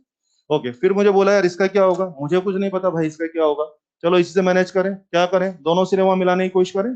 बोलो बच्चे, ये सिरा यहाँ मिला पाएंगे कि नहीं मिला पाएंगे, नहीं मिला पाएंगे। और क्या ये सिरा जरूर मिला पाएंगे, लाइन बना के दिखा रहा हूं, ओबियसली ये सिरा जरूर जरूर मिला पाएंगे, मिला पाएंगे, तो बोलो अगर वहां से कंपेयर करें तो 5 1 is going to be 90 and 5 2 is going to be 0, पता लगता है ना। 5 1 कितना हो रहा है बच्चों का, 90, और 5 2 कितना हो रहा है, 0। बस सेट कर दीजिए इसको, बी आपको मिल गया है mu naught I upon 4 pi D.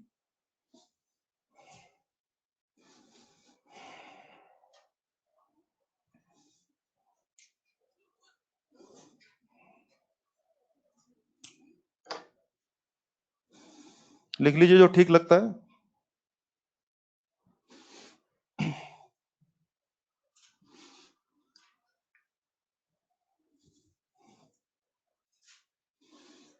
ये थी इन्फॉर्मेशन, है ना, ये इन्फॉर्मेशन खत्म है। अब हमें स्ट्रेट वायर के बारे में खूब सारे क्वेश्चन प्रैक्टिस करना है, अपने एग्जाम में क्वेश्चन खूब आते हैं इनके, वो शुरू करते हैं।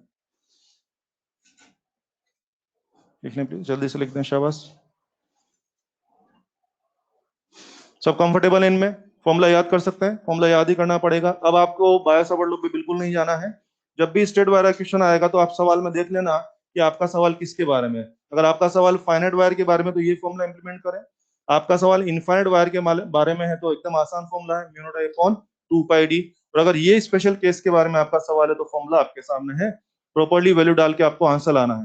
ये बात बताओ यार, इन फॉर्मूला से तो वैल्यू आएगा, डायरेक्शन कहाँ से आएगा, राइट हैंड, कम ऑन, हाथ घुमाए, कम ऑन, इस केस में डायरेक्शन बोलिए, जल्दी बोलिए, डॉट या क्रॉस, डॉट या क्रॉस, क्रॉस, इस केस में डायरेक्शन बोलिए, क्रॉस, इस केस में डायरेक्शन बोलिए, क्रॉस। तो जब भी वैल्यू चाहिए होगी तो फॉर्मूला इंप्लीमेंट करूंगा, और जब भी डायरेक्शन चाहिए तो मैं क्या करूंगा, राइट हैंड से डायरेक्शन ले आया करूंगा, एक बार। दूसरी बात, अगर मेरे सवाल में एक ही वायर होगा तो उससे आंसर ले लेंगे, अगर मेरे सवाल में 2 3 4 5 वायर होंगे तो एक का कॉन्ट्रीब्यूशन की सबका कॉन्ट्रीब्यूशन, सबका, सबकी वैल्यू तैयार करेंगे, सबकी डायरेक्शन तैयार करेंगे, और सबके आंसर्स का ऑर्डिनेशन की वेक्टर सम करेंगे और अपने आंसर आया करेंगे। चलिए ये सब खत्म, हटा दूं, भाई हटा दो ये सब, चले।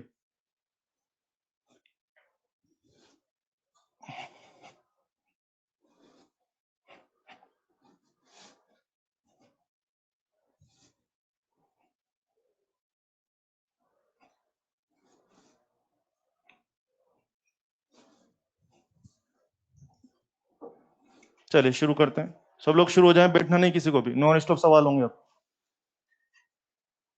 करंट कैरिंग वायर है बेटे, आई करंट चल रहा है, this is given 3a/4 and this given 4a/3। मुझे पूछ रहे हैं कि यहाँ पर बी की तैयारी करनी। एक वायर है, आई करंट चल रहा है, this is given 3a/4, this given 4a/3, ये ए दिया हुआ है, मुझे बी की तैयारी करनी है। Come on, what it is, long wire या finite wire? Finite wire. Finite wire के लिए क्या मुझे दोनों एंड यहाँ मिला देने चाहिए? यस, मैंने दोनों एंड यहाँ मिला दिए हैं। यस, दोनों एंड मैंने मिला दिए। अच्छा, अब आपको क्या क्या चीज सब तैयारी हो रही है? फाइनाइट वायर का फॉर्मूला इंप्लीमेंट करना है। करंट कितना है? आई। परपेंडिकुलर डिस्टेंस कितना है? परपेंडिकुलर डिस्टेंस कितना है? ए। वो हो जाएगा। हाँ हाँ यार, आपको काम करने के लिए दोनों एंगल भी चाहिए होंगे। अच्छा होता मैं लिख के देता ये 30 है कि 45 है कि 60 है, तो अच्छा होता, लेकिन मैंने नहीं दिया। तो क्या एंगल बनाने का जुगाड़ दिया हुआ है? Yes, you know sine phi one will be perpendicular upon hypotenuse. तो हाइपोटेनस नहीं तो जुगाड़ ले। बोलो, इसका और इसका पाइथागोरस कर सकते हैं क्या हम लोग? हूँ क्या कर रहे हो? बोलो भाई, कितना आएगा इसका पाइथागोरस? बोलो। 5a/4। और इसका पाइथागोरस करें, इसका और इसका पाइथागोरस, तो ये आ जाएगा। कितना आ रहा है जरा देखना। 5a/3। पता लग रहा है? हो गया। अब सारा जुगाड़ हो चुका है, आ जाओ। बी बराबर mu naught I upon 4 pi D, D के नाम पे क्या आएगा? ए। अंदर चलो, sine phi one plus sine phi two. Sine phi one, come on, sine phi one कितना होगा? परपेंडिकुलर अपॉन हाइपोटेनस कितना होना चाहिए बच्चे? या 3/5? Come on, 3/5 plus sine phi two perpendicular upon hypotenuse 1। 3/5 या 4/5? 4/5 दिखता है सब लोग को? 4/5 obviously making 7/5। Your answer is B बराबर 7 म्यू नॉट आई अपॉन 5 बोले तो 20 पाई ए। चेक करें, आ रहा है आंसर? आ रहा है? आ रहा है सुखा आंसर? एकदम आसान है ना। अभी शुरुआत किया तो एकदम आसान लिया, अभी धीरे धीरे डोज बढ़ाएंगे, ठीक है? कुछ भी दिमाग लगाने की जरूरत नहीं है, सिंपल फॉर्मूला लगाना है, ठीक है? दिमाग नहीं लगाना है, सिर्फ फॉर्मूला लगाना है। लगा रहे हैं फॉर्मूला? वेरी गुड, हो गया आंसर। वैल्यू तो यहां से आ गई भाई, डायरेक्शन चाहिए। हाथ घुमाए जल्दी, हाथ घुमाए जल्दी, बोलो मैं गलत दिख रहा हूँ? कम ऑन, क्रॉस डायरेक्शन दिया तो मैंने वेक्टर लगा दिया। नेक्स्ट, अगला क्वेश्चन।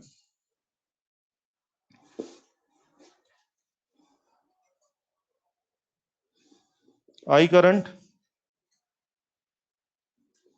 आई करंट, यहां पर मेरे को बी की तैयारी करनी है। एंड ये दूरियां इज एक्स एंड ये दूरियां इज एक्स। आप देख रहे हैं, आपने मुझे दो मुड़े हुए वायर दिए हुए हैं।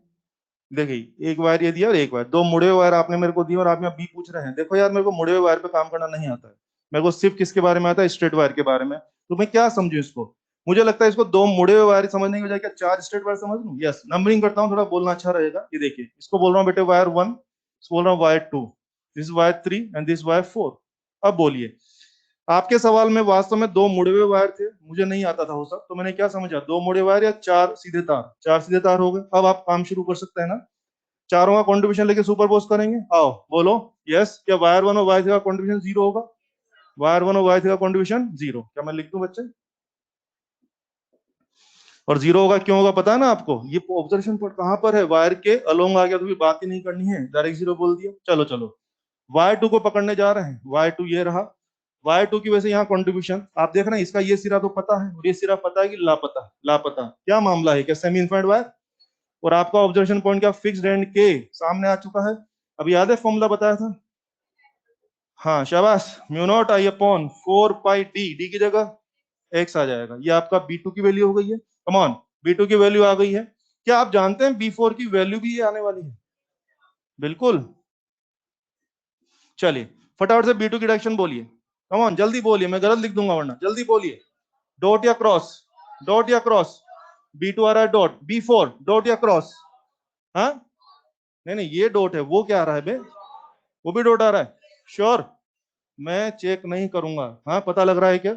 इधर देखिए, बी फोर डॉट कैसे आ रहा है? ये वायर की वजह से यहाँ पर डॉट, और ये वायर की वजह से यहाँ देखना है तो इसकी वजह से यहाँ पर। क्या ये कष्ट होगा तो होने दो। हाँ, अभी तो मेरे को कष्ट हो रहा है, ठीक है? क्या ये बढ़िया है? अंगूठा इधर और हाथ उधर फैलाओ, हाथ इधर नहीं फैलाना अभी। हाँ, बोलिए क्या भी डॉट आ रहा है? चलिए बच्चों, 4 लोगों ने कंट्रीब्यूशन देना था, 4 में से 2 लोगों ने तो कंट्रीब्यूशन दिया नहीं, और बाकी 2 लोगों ने इक्वल कंट्रीब्यूशन सेम डायरेक्शन में दिया, तो क्या पकड़ के डबल कर दूं मैं? आंसर तैयार है, बी बराबर mu naught I upon 2 pi x, is it dot? Obviously. अगला क्वेश्चन, ठीक है? कोई दिक्कत आ रही है तो पूछ सकते हैं, ठीक है ना? किसी को भी कोई दिक्कत है तो बेझिझक पूछ सकते हैं। कुछ पूछने पे डांट वांट नहीं पड़ने वाले, रिलैक्स रहें, कुछ बात समझ में नहीं आ रही तो पूछ सकते हैं। अगला क्वेश्चन आइए, स्क्वायर है बेटे, आई करंट चल रहा है एकदम फर्स्ट क्लास, और B centre, square side X, question लगा दो साइड में, B centre question mark. I current वाला स्क्वायर है, साइड एक्स है, सेंटर में बी की तैयारी करनी है। जैसा कि आप जानते हैं स्क्वायर का कोई फॉर्मूला मैंने आपको नहीं सिखाया, मुझे आता भी नहीं है, ठीक है? तो क्या समझे उसको, स्क्वायर है, चार तार, चार तार। आइए नंबरिंग करता हूं। ये देखिए बच्चे, एक तार, दिस इज दो तार, दिस इज तीन तार, एंड दिस इज चार तार। मुझे जो आता है मैं तो उससे करूंगा, मुझे स्क्वायर का कोई फॉर्मूला आता नहीं है, मैं इसको क्या समझ रहा हूँ, चार तार। चार तार बना दिए, अब मैं क्या करूंगा, सभी का हिसाब शुरू करूं मैं। आओ, केवल वायर वन को पकड़ने जा रहे हैं, वायर वन, आओ जरा। ये रहे वायर वन के दो एंड, ये हो गए, ये आपका ऑब्जेक्शन पॉइंट हो गया। सबसे पहले क्या करें, क्या दोनों एंड को यहाँ मिला दिया जाए? फॉर्मूला इंप्लीमेंट करना है ना यार मुझे, यहाँ मिला दिया, और मिलाने के बाद शायद सारी तैयारियां होती दिख रही है। क्या क्या? करंट के नाम पे क्या आ जाएगा, आई, डिस्टेंस के नाम पे x/2 आ जाएगा, और एंगल क्या है, दोनों एंगल चाहिए होंगे, क्या दोनों एंगल 45 45 हो रहे होंगे? यस, सारी तैयारियां हो गई है। चलो चलो b1 तैयार करते हैं। b1 म्यू नॉट आई 4 पाई, ये हो गया आपका x/2, साइन 45 प्लस साइन 45 हो गया ये। चलो मैनेज कर लो जितना मैनेजेबल हो। b1 1/√2, 1/√2, √2 हो गया ये, और ये हो गया म्यू नॉट आई अपॉन, भाइयों मेरा आ रहा है √2 पाई एक्स। कंफर्म करें b1 ये आ रहा है क्या?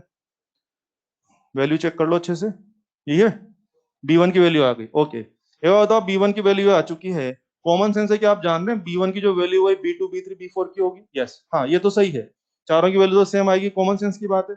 b1 की डायरेक्शन क्या आ रही है जरा देखना, क्या क्रॉस? b1 की क्रॉस है तो b3 की क्रॉस या डॉट? क्रॉस आ रही है उसकी भी, वेरी गुड, उसकी भी क्रॉस आ रही है। हाथ चला के देख सकते हैं, चारों की डायरेक्शन क्रॉस आ रही है। किसी इधर आओ, इसकी वजह से यहाँ स्टडी करना है क्रॉस, इसकी वजह से यहाँ स्टडी करना है तो कष्ट होगा लेकिन क्रॉस। अब इसकी वजह से यहाँ स्टडी करना है, पता लग रहा है, क्रॉस। इसकी वजह से यहाँ स्टडी करना है क्रॉस। मेक श्योर चारों की डायरेक्शन तसल्ली से निकाल लें क्रॉस। तो यार मैं कह दूं क्या, सुनो ना, b1 वेक्टर तैयार है, क्या मैं कह दूं b2 vector is equal to b3 vector is equal to b4 vector? आपने मुझे बोल ही दिया कि चारों की वैल्यू ही नहीं, चारों की डायरेक्शन भी सेम है, तो बच्चे जो b1 वेक्टर आया है वही b2 वही b3 वही b4 हो जाएगा। अब क्या करें, चारों का कंट्रीब्यूशन इक्वल और सेम डायरेक्शन में, क्या 4 गुना कर दें? बी सेंटर तैयार है, क्या मैं इसको 4b1 लिख दूं फिर? अब तो 4b1 you are getting 2√2 mu naught I upon pi X, and final direction is again cross. वैसे एक बात है, क्लोज करंट वाला नियम लगा दे कि अभी डायरेक्शन क्रॉस आ रही थी, कमान क्लोज करंट, कमान क्लोज करंट, हाथ घुमाओ, क्लोज करंट, ये यूं और यूं, पता लगा? ठीक है, हाँ कुछ लोग के ऐसे ऐसे कुछ भी करते रहते। अरे भैया तलवारबाजी नहीं सिखा रहे, इधर डायरेक्शन निकालना सीखो। या तो बोर्ड के हिसाब से काम कर लो या कॉपी के हिसाब से, बोर्ड के हिसाब से हाथ बना सकते हैं ना, बोर्ड के हिसाब से, कमान, क्या ये यूं और यूं आ रहा है, और आप अपनी कॉपी के हिसाब से बनाएंगे तो शायद यूं बोल के क्रॉस आ जाएगा, आ जाएगा। चलिए, तो ये था, स्क्वायर का भी आंसर बना लिया। अगला question,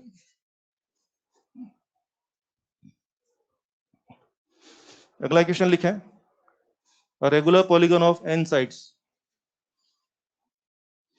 regular polygon of n sides, n sides, comma लगा दो, side, side length, side length, side length लिख दो x, यानी हर साइड की लेंथ कितनी है, x है, कोमा करंट i,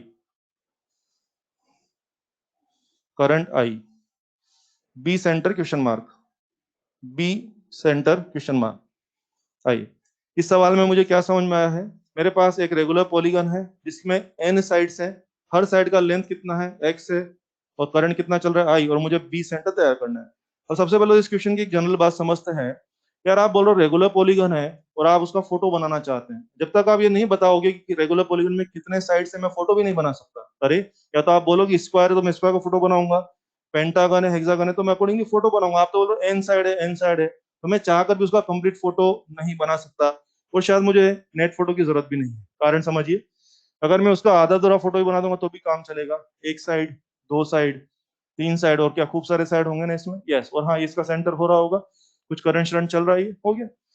आपने बोला कि यहाँ पे बी सेंटर बनाइए। अभी अभी हम एक स्क्वायर का सवाल करके आए हैं। स्क्वायर के सवाल से मुझे क्या समझ में आया था कि रेगुलर पॉलीगन के मामले में जो एक साइड का कंट्रीब्यूशन होता है, क्या वही सभी लोगों का होता है? यस। तो अभी जैसे यहाँ 4 गुना किया तो क्या एन गुना कर देंगे? यस। तो टारगेट सेट हो चुका है, टारगेट सेट हो चुका है।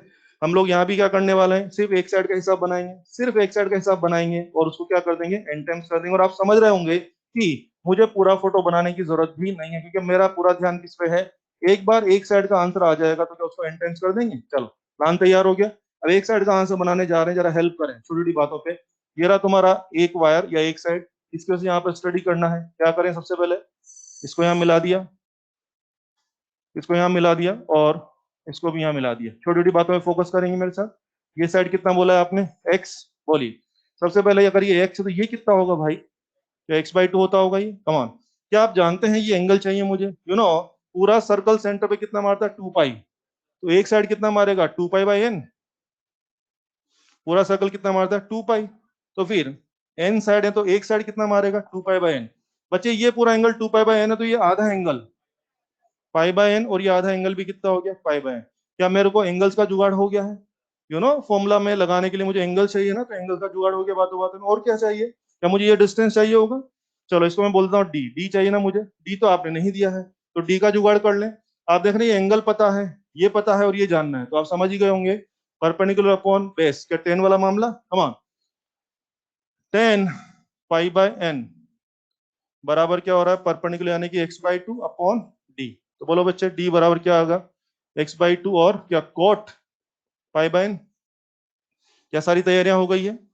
वायर की वजह से सेंटर में बनने वाले एंगल पता लग गए हैं, साथ ही साथ परपेंडिकुलर डिस्टेंस भी पता लग गई। बस अब फॉर्मूला में इंप्लीमेंट करना है। आओ, B1 बनाने जा रहा हूं, सिर्फ B1। कमान, म्यू नॉट I/4 पाई डी। डी का जुगाड़ हो गया था x/2 और ये हो गया कॉट पाई/n। लिख दूं बेटे, अंदर चलिए, साइन पाई/n प्लस साइन पाई/n लिख दिया मैंने। इसको अरेंज कर लेते थोड़ा सा जितना मैनेजेबल हो।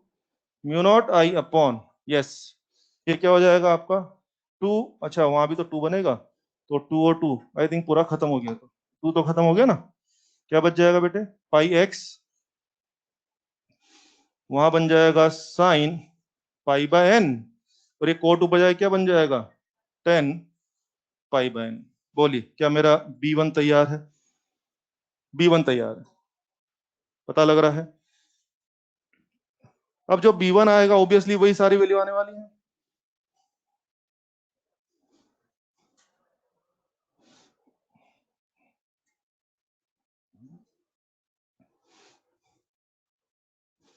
मुझे पता है कि जो B1 वेक्टर होगा वही B2 वेक्टर होगा, वही B3 वेक्टर होगा, और वही सोन। तो बस मुझे पता है B centre that will be n times of B1, ये होना चाहिए, और ये होना चाहिए, तो तैयार है मामला।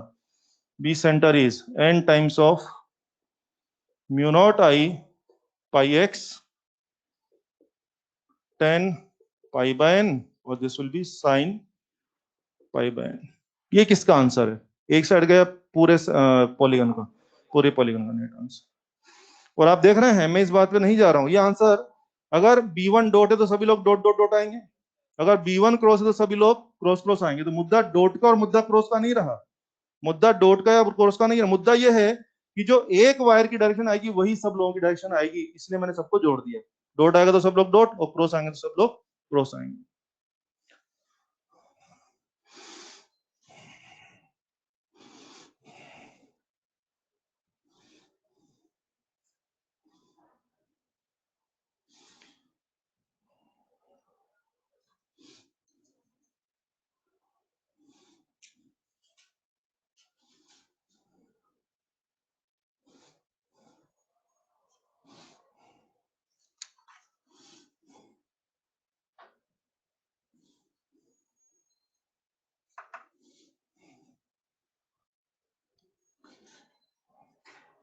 वैसे एग्जाम पॉइंट ऑफ व्यू से एक बात बोल सकता हूँ, आप चाहे इसको एक रेगुलर पॉलीगन के एक जनरलाइज फॉर्मूला की तरह लर्न कर सकते हैं, कोई बुरी बात नहीं है। एन साइड का रेगुलर पॉलीगन का फॉर्मूला की तरह इसको याद कर सकते हैं। कैसे? आज के बाद कभी मैं इक्विलेटरल ट्रायंगल कहाँ से पूछूं, कभी स्क्वायर का पूछूं, पेंटागन हेक्सागन का पूछूं, तो सीधा इससे ला सकते हैं ना। कैसे ला सकते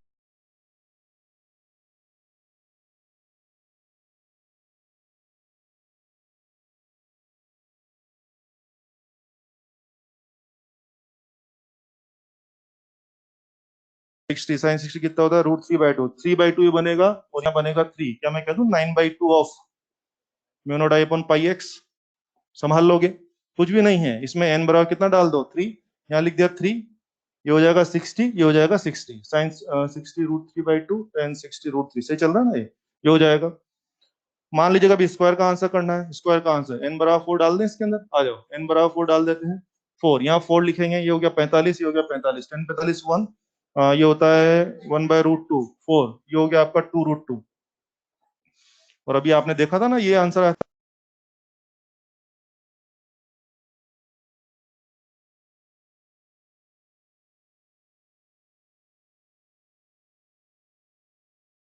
3, और साइन 30 हाफ 1/2√3, ये 6 3, क्या √3 आ रहा है सिर्फ 6 1/√3, ये हो गया हाफ, ये हो रहा है ना 3, ये हो रहा है √3। सही है ना? अबे हूं क्या कर रहे हो, कुछ गड़बड़ है क्या? चेक कर लो ना, कुछ हो तो बताओ, गड़बड़ हो तो। एन बराबर 6 लगाया ना, 10 30 1/√3 और साइन 30 1/2 6, सही तो है ना? तो ये भी आ जाएगा। तो इस तरह से जब भी हमें चाहिए होगा तो इसको हम चाहें तो, अगर आप चाहें तो इसको एक फॉर्मूला की तरह भी लर्न कर सकते हैं, ताकि पूरे टॉपिक के अंदर कभी भी स्क्वायर ट्रायंगल इनकी जरूरत हो तो आप डायरेक्ट आंसर भी ला सकते हैं, टाइम बचा सकते हैं थोड़ा सा, कर लेंगे। ये था इसके बारे में। और शायद आप समझ गए होंगे मैंने इसके पहले स्क्वायर का सवाल क्यों करवाया था। स्क्वायर के सवाल के थ्रू मैंने आपको मैसेज देना था कि रेगुलर पॉलीगन में जो एक साइड का आंसर आता है वही सभी साइड का आता है, उसी बिहाफ पे हमने यहाँ पर एक साइड का बना किया, कर लिया, एन टाइम्स कर लिया। कर लेंगे बच्चे, चल।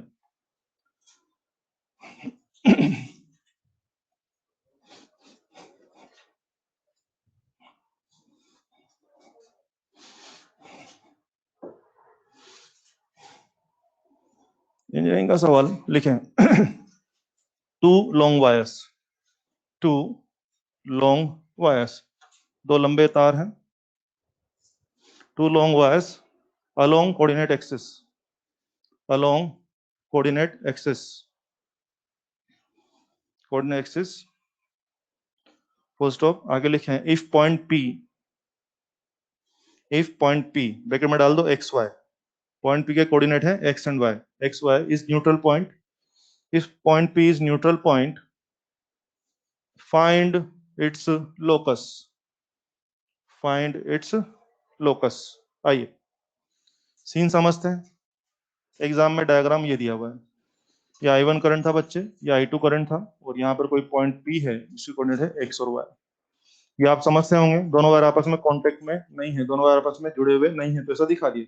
एक वायर किसको रिप्रेजेंट कर रहा है, एक्स एक्सिस I1 करंट, एक वायर किसको रिप्रेजेंट कर रहा है वाई एक्सिस और I2 करंट, ठीक है। पॉइंट पी जो है वो न्यूट्रल पॉइंट बताया हुआ, न्यूट्रल पॉइंट का मतलब वहां पर नेट फील्ड कितना हो रहा होगा, 0। मुझे बताएंगे वहां पर अभी कौन कौन कॉन्ट्रीब्यूट कर रहा होगा, एक वायर या दोनों वायर, दोनों वायर। ओके, अकेले वायर वन, अकेले वायर का कॉन्ट्रीब्यूशन तय करें, अकेले वायर वन की वजह से कमॉन कैसा था, फाइनाइट या लॉन्ग वायर। लॉन्ग वायर का फॉर्मूला क्या था, mu naught upon 2 pi D, mu naught upon 2 pi D, come on बोलिए, म्यू नॉट I1 अपॉन 2 पाई कितना, डी बोले तो क्या, एक्स या वाई, हाँ यही सीखना है। ये हो रहा है वाई और ये हो रहा है एक्स, बोलो बोलो कितनी दूर लिखें, एक्स लिखें या वाई लिखें, वाई, ये सीखना है। फोटो बना से हो गया ना विजुलाइज, ये B1 था। चलो Y2 का कंट्रीब्यूशन लें। 2 पाई कितना हो जाएगा बच्चे, एक्स हो जाएगा। B1 की डायरेक्शन दें, हाथ घुमाए जल्दी से, जल्दी बोलो मैं गलत दिख रहा हूँ, डॉट। B2 की डायरेक्शन बोलिए, बोलिए, यहाँ पर दो, सही है ना, B2 की डायरेक्शन क्रॉस और B1 की डायरेक्शन डॉट, पता लग रहा है, दोनों वैल्यू तैयार है। दोनों का कॉन्ट्रीब्यूशन तैयार है, दोनों की वैल्यू एडिशन सब तैयार है, बोलिए दोनों में सपोर्ट की झगड़ा, दोनों में झगड़ा चल रहा है, और आप क्या बोल रहे हो नेट फील्ड जीरो होना चाहिए बॉस। अगर दो लोगों में झगड़ा चल रहा है तो दोनों बराबर होंगे क्या, तभी तो नेट जीरो आ पाएगा। यस, तो मुझे आगे बढ़ने का लॉजिक मिल चुका है, क्या दोनों की वैल्यू को भिड़ा दिया जाए, न्यूट्रल पॉइंट है, इसलिए मुझे क्या करना चाहिए, B1 की वैल्यू और B2 की वैल्यू ठीक बराबर कर देनी चाहिए, कर दीजिए बराबर, उड़ा दो फालतू बातें।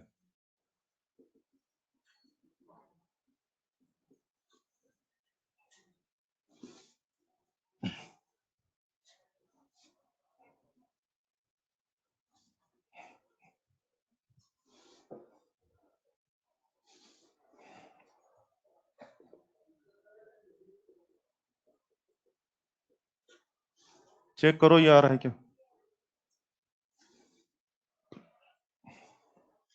हमें लोकस जानना था ना, लोकस का मतलब क्या होता है कि एक्स और वाई में रिलेशन जानना है। तो मैंने आपकी जो कंडीशन थी उसको वो मैच किया, वो कंडीशन को मैच करने के बाद काट पीट के जो बचा, अल्टीमेटली मुझे एक्स और वाई में रिलेशन आ चुका है, और यही क्या हो जाएगा, पॉइंट पी का लोकस हो जाएगा। एग्जाम में पूछा था कि पॉइंट पी का लोकस क्या होगा जेई के एग्जाम के अंदर, तो उसमें चार ऑप्शन में चार इक्वेशन थी, मेरा आंसर ही आ गया। मुझे तो और बातें करनी है आपसे, कमान ये आंसर आ चुका है, आ गया सबका आंसर। चलो और बातें करते हैं, कमान।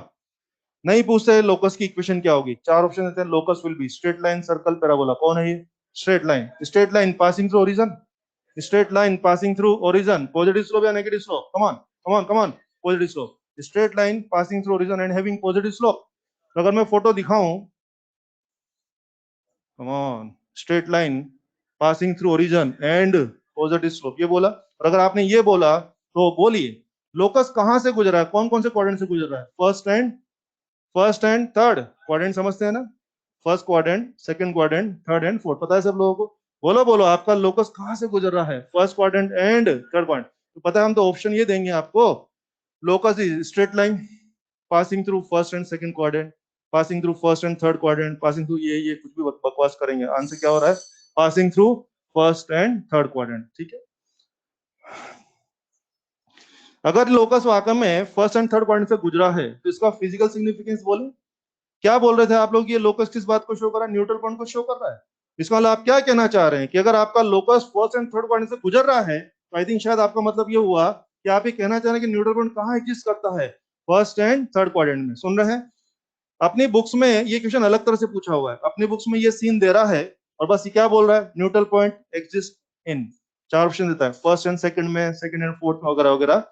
तो अगर सिर्फ आप ये पूछोगे कि न्यूट्रल पॉइंट कहाँ एग्जिस्ट करता है, तो मुझे इतना कैलकुलेशन करने की जरूरत नहीं है, कॉमन सेंस में मैं डायरेक्ट जानता हूँ कि न्यूट्रल पॉइंट कहाँ एग्जिस्ट करता है। कैसे, आओ आओ मैं दिखाता हूँ, मैं इस डायग्राम को खराब कर दूं ना, आप लोग है ना, थोड़ा हटा रहा हूँ। सी मुझे ये जानना है कि न्यूट्रल पॉइंट कहाँ है, तो मैं इतना कष्ट नहीं करूंगा, मैं तो डायरेक्ट बात कर सकता हूँ। कमान ऐसा करते हैं यार, चारों क्वाड्रेंट में फील्ड की डायरेक्शन पकड़ लेते हैं, हाथ घुमाएंगे, राइट निकालो फटाफट से, चारों क्वाड्रेंट में आ जाओ, और मैं सिखाऊंगा चारों क्वाड्रेंट में एक साथ आ जाएगा। यस, इस तार की वजह से ऊपर में सब जगह डॉट डॉट, इस तार की वजह से ऊपर में सब जगह डॉट डॉट, और इस तार की वजह से नीचे में सब जगह क्रॉस क्रॉस, आओ, हो गया, पता लग रहा है, इस तार की वजह से ऊपर में सब जगह डॉट डॉट, और इस तार की वजह से नीचे में सब जगह क्रॉस, हो गया। कमान, इस तार की वजह से इधर में सब जगह क्रॉस क्रॉस, और इधर इस तार की वजह से इधर में सब जगह डॉट डॉट। बोलो झगड़े कहाँ चल रहे हैं, कमान, सब जगह या फर्स्ट थर्ड में, और जहां झगड़ा होगा क्या वही नेट जीरो आने का चांस बनता है, यहाँ झगड़ा चल रहा है कि सपोर्ट चल रहा है, सपोर्ट, यहाँ तो और दोनों मिलके ऐड हो जाएंगे। अरे तो झगड़े सिर्फ जहां चल रहे हैं क्या वहीं पे न्यूट्रल पॉइंट आने का चांस बनता है। तो अगर कोई मुझे पूछेगा कि न्यूट्रल पॉइंट कहाँ कहाँ एग्जिस्ट कर सकता है, तो फिर मुझे कैलकुलेशन नहीं करनी है एग्जाम में, मेरा टाइम खराब नहीं करना है मुझे। जेई के अंदर तो लोकस की इक्वेशन पूछी बाकायदा, तो फिर मैंने इतना काम किया, लेकिन अपनी किताबों में जो सवाल है उसमें सिर्फ ये जानना है कि कहाँ पर न्यूट्रल पॉइंट होगा, तो फिर काम नहीं करेंगे, कॉमन सेंस से आंसर आ जाएगा। और जिसके पास कॉमन सेंस रहेगा वो ये भी जान लेगा कि उसका आंसर सही आया कि नहीं आया, क्योंकि देखो मेरे दिमाग में था कि फर्स्ट एंड थर्ड में आता है, तो क्या मैं सेटिस्फाइड हूँ मेरी इक्वेशन से। यस,